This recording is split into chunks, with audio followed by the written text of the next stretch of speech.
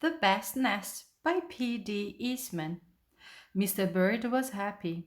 He was so happy he had to sing. This was Mr. Bird's song.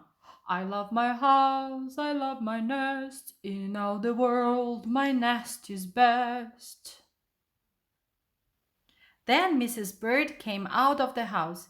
It is not the best nest, she said. I'm tired of this old place, said Mrs. Bird. I hate it. Let's look for a new place right now. So they left the old place to look for a new one. This place looks nice, said Mr. Bird. Let's move in here. But somebody else had already moved in. So they looked at another house. This one looks nice, said Mr. Bird, and there is nobody in it. You are wrong, said Mrs. Bird. This house belongs to a foot. So they went on looking.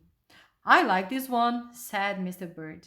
It has a pretty red flag on the roof. I've always wanted a house with a flag, said Mrs. Bird. Maybe this place will be all right. But it was not all right. I guess I made a mistake, said Mr. Bird. You make too many mistakes, said Mrs. Bird. I'm going to pick the next house, and here it is, right here. They flew in, they looked around. Isn't it too big? Asked Mr. Bird. I like this big place, said Mrs. Bird. This is the place to build your new nest. They went right to work. They needed many things to build their nest. First, they got some hay.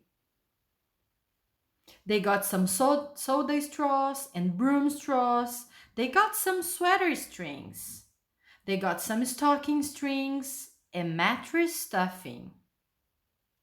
They got some horsey hair. They got some man hair.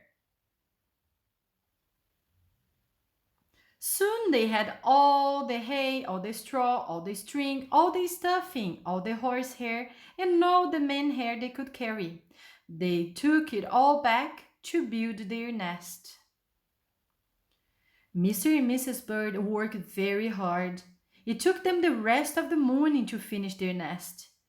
This nest is really the best, said Mrs. Bird. I want to stay here forever. Mr. Bird was very happy too. He flew to the top of his house. He sang his song again. I love our house, I love our nest. In all the world, our nest is best. He was so busy singing, he didn't even see Mr. Parker coming. Every day at 12 o'clock, Mr. Parker came to the church. Mr. Parker came to pull a rope. The rope went up to the bird's new nest. The rope rang the big bell right under Mrs. Bird's nest.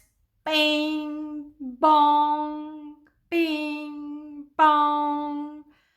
Mrs. Bird got out of there as fast as she could fly. Bong, bong, bong.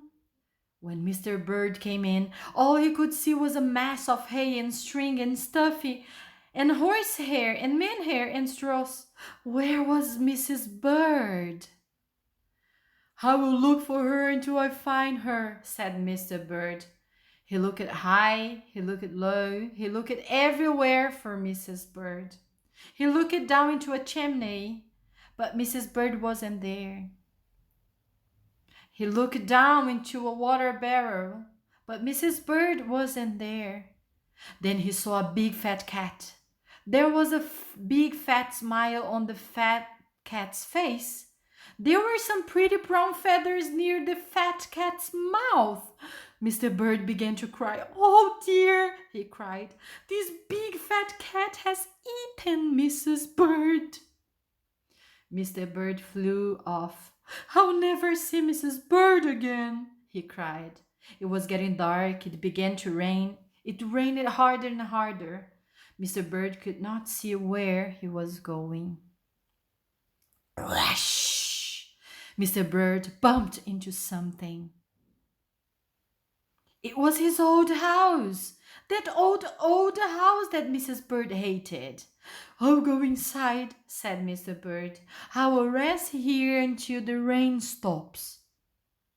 Mr. Bird went in, and there was Mrs. Bird sitting there singing, "I love my house, I love my nest. In other words, this nest is best." "You here!" gasped Mr. Bird. "I thought you hated this old nest." Mrs. Bird smiled. "I used to hate it," she said, "but a mother bird can change her mind. You see, there is no nest like an old nest for a brand new bird." And when the egg popped open, the new bird thought so too.